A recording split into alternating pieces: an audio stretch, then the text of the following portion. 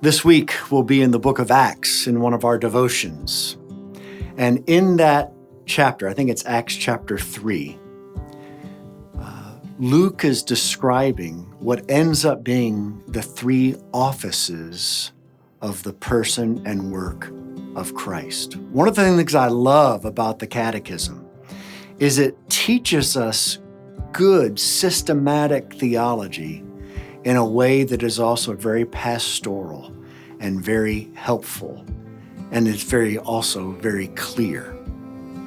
It says in the passage that we acted in ignorance. Not only did the first century Jews act in ignorance, but our whole lives we acted in ignorance.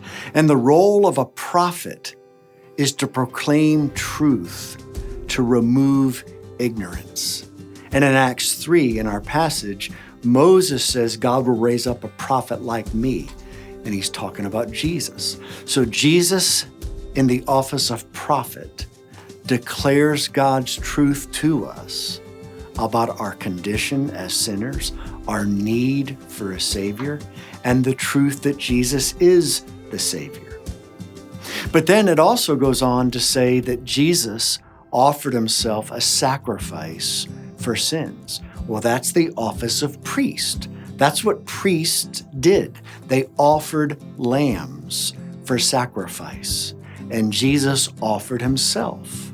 So he's a prophet, he's a priest, and he's also a king. A king is a ruler.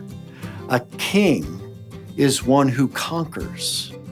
And we find in Acts 3 that Jesus conquers our hearts and turns us from wickedness.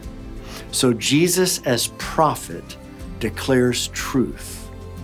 Jesus as priest offers himself as a sacrifice. Jesus as king is out to conquer all his and our enemies. And one of the biggest enemies we have is our own sinful flesh, that residual of sin that remains within us and is always working against every good spiritual inclination we ever have.